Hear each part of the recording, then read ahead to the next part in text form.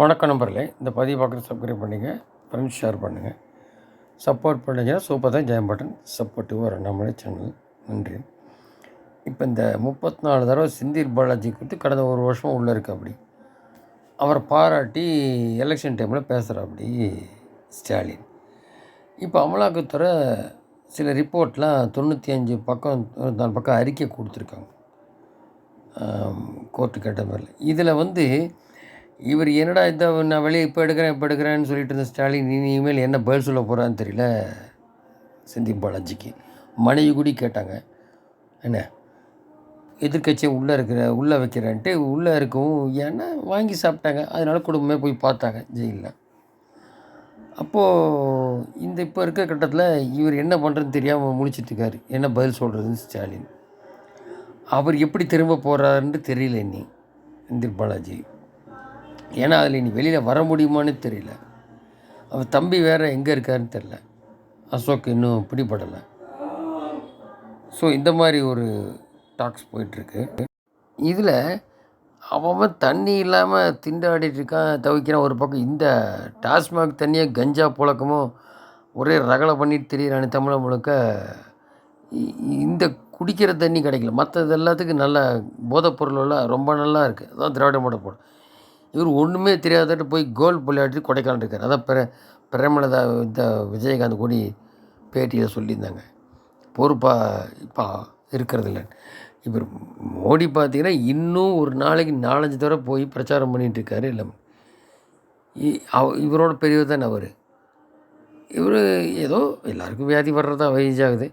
இவர் போய் இங்கே மக்களுக்கு உள்ளதை பார்க்காம எல்லாம் அப்படியே எல்லாம் சுபிச்சமாக இருக்க மாதிரி குடும்பத்தோடு போகிறாரு. சரி, அது போகிறதா இங்கே பார்க்க வேண்டியது பார்க்கணும்னு கேட்குறாங்க அவங்க கூடி. அது வாஸ்தவம் தான். சரி, அது தெரியவங்களுக்கு தெரியும். இல்லைன்னா அது ஒன்றும் என்ன சொன்னாலும் சுட்டு போட்டாலும் வராது. அதை விட்டுவோம். சரி, இப்போது இந்த அண்ணாமலை பழனி கோயில் போனார். கொடைக்கானல் ரெஸ்ட் எடுத்துகிட்டு பழனி கோயில் இன்னும் குஜராத் போகிற பிரச்சாரத்துக்கு. அப்போ அதில் ஏதாவது ஒரு சர்ச்சை பண்ண முடியுமா? ஏதோ ஒரு அர்ஜென்ட்டு செல்ஃபோன் பேச வேண்டியிருக்கும். இப்போ நம்மளாம் செல்ஃபோன் அவங்களுக்கு செல்ஃபோன் ஏதோ கால் வருமே, வேறு யாரும் அட்டன் பண்ண முடியாது இல்லையா? அதை ஏதோ பேசிட்டாரு, அது எப்படி அலோவ் பண்ணீங்க, அப்படி இப்படி ஒரு சர்ச்சையில் எதாவது பண்ண முடியுமான்னு பார்க்குறான் திமுக தரப்பில். வேறு எதுவும் கிடைக்கல. கூடி 2 திராவிடமும்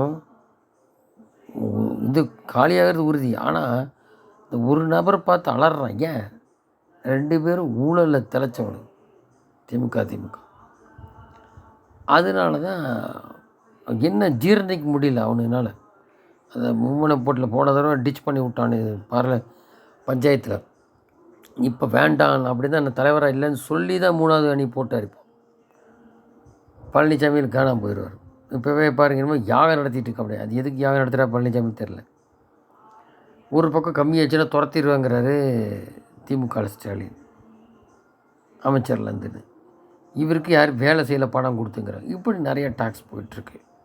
இதெல்லாம் வெளிப்பாடு என்ன? இந்த 3 வருஷத்துக்குள்ளே வந்த அண்ணாமலைனால தான். இந்த மாதிரி தலைவரெலாம் என்றைக்கா ஒரு தான் கிடைப்பாங்க. இதை அன்னைக்கு இந்த ரஜினி வரேன்னு சொல்லிவிட்டு கடைசியில் அவங்க அண்ணாத்தை நடிச்சிட்டு இருக்கும்போது க்ளோஸ் பண்ணிட்டாங்க. அவராலெலாம் கூட இப்படி பண்ண முடியாது. அவரெல்லாம் சும்மா திரையில் வேணால் பண்ணலாம். அதை தரையில் அலற விடுறது இந்த அண்ணாமலை தான். இவர் ஆல் இண்டியா லெவல் ஃபிகர் ஆயிடுவார். இப்போ பாருங்கள், தென்னிந்தியா அங்கே குஜராத்லாம் போகிறாரு. இவன் வர வேண்டாங்கிறான் ஸ்டாலின், உதயநிதி, திமுக எவனும் வந்துடாத சனாதனத்தை பற்றி பேசி. ஏன்னா அதைத்தான் பிஜேபி பேசுவாங்க. ராமர் கோயில் கட்டியாச்சு, அதை பற்றி பேசி இருக்கிற ஓட்டு காணாம பண்ணிடும். 10 சீட்டு கூட வராது திமுககாரன் போனோன்னா காங்கிரஸுக்கு. அந்த மாதிரி அண்ணாமலை இப்போ வந்தவர், அவருக்கு என்ன தெரியும்? அதாவது என்ன சொன்னார்னா, எங்கே பார்த்தாலும் போதை கலாச்சாரம், என்ன எல்லாம் கடலில் தத்தளிக்குது, ஒன்றும் பொருளாதார மாற்றம் இல்லை, மக்களுக்கு முன்னேற்றம் இல்லை, வளர்ச்சியும் இல்லை. இது குறித்து அடிக்கி சொன்னனையும் உடனே என்ன சொல்லுவான் அந்த சீனியரு, இப்போ வந்தவர் என்ன தெரியும், பொருளாதாரம் தெரியுமான்னு சொல்லி போட்டால் அப்படி துரைமுருகன் இப்போ உள்ளே போப்பார். அப்படி 4 எண்ணிட்டுருக்கு. அப்படி கவுண்டிங் டேஸ். ஏன்னா 5 மாவட்ட ஆட்சியாளர் கொடுத்தாச்சு ரிப்போர்ட்டு. அந்த நீர்வளத்துறை பிடிப்பாங்க, அவங்கெல்லாம் இது பண்ணாங்க. உங்களுக்கு யார் பண்ணால் மந்திரி தான் இப்படி சொன்னார், அதனால் ஏவாவிலேருந்து எல்லாம் வரும் வருஷம் கட்டி. அது ஒரு பக்கம் இருக்குது. அப்படிப்பட்ட துரைமுருகன் இப்போ என்னன்றாரு, அவர் சொன்னே உடனே பதிலடி கொடுத்தாரு. நான் வந்து 10,00,000 பேர்த்தில் இவ்வளோ மார்க் வாங்கி படித்து எம்பிஏ பண்ணியிருக்கேன். உங்களோட பொருளாதாரம் நல்லா தெரியும். பட்ஜெட் அலச தெரியும். இது எந்த லட்சத்தை 2 வருஷத்தில் முட்டுச்சந்தில் நிற்க போகுது தமிழகம், அப்போ சொல்லுங்கள் அப்படின்னு சொல்லி பதில் கொடுத்துருக்காரு. இது போக இந்த எடப்பாடிக்கு என்ன பயம்னா, இப்போ பல இடத்துல 2ஆம் இடம் பிஜேபி வந்துடும், ஜெயிச்சிரும். இவங்க டிக்கெட்டு ஜெயிக்கிறாங்க, ஜெயிக்கலை, அந்த அளவுக்கு கார்னரில் கொண்டு போய் நிறுத்திட்டார் ஏடிஎம்கே. அதனால இப்போது வேறு சீக்கிரட்டாக பேசிகிட்ருக்காங்க. அதனால் இன்னும் ஏடிஎம்கே உடைக்கலாம் அப்படின்னு அதில் அரண்டு போய் கிடக்கிறாரு எடப்பாடி. இதே கதை தான் இப்போ முதல்வர் குடும்பம் அந்த ஃபாரின்காரெலாம் வர ஆரம்பிச்சிட்டோம், ஆஸ்திரேலியா நியூஸ்லேருந்து வர ஆரம்பிச்சிட்டோம். ஜாபர் சாதி வழக்கில் அந்த குடும்பத்தெல்லாம் பிடிக்கும் போது அங்கேருந்து ஒரு ஏக்நாத் சிண்டே உருவாவார் திமுகலேருந்து. அவர் 2 சின்னம் ஃப்ரீஸ் ஆகிருங்களா? கண்டிப்பாக அது 1, 2 ஏக்நாத் சிண்டே வர்றாரு எப்படின்றது தெரில.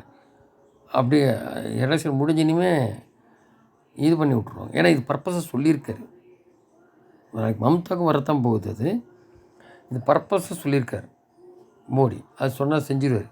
காஷ்மீர் பண்ணவங்களுக்குலாம் இந்த திமுக ஆஃப்டரால் எந்த ஏமாத்திரம் தேடினாலும் கிடைக்காதுன்னு சொல்லியிருக்காருல, அதுதான். இந்த களத்தை இப்படி பண்ணி அதில் சில பேர் இப்படி அப்படியே சேருவானு. அப்போ என்ன ஆகும், இப்போவே நீ பேசிட்டார், இப்போவே 26க்கு ரெடி ஆயிருங்க அப்படின்ட்டார். ஜெயிச்சு வர இடத்துலலாம் அந்த தொகுதியெலாம் செஞ்சு காமிப்பாங்க 500 நாளில்.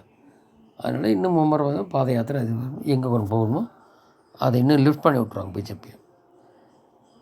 அவ்வளோதான், முடிஞ்சுது 2 திராவிடம்.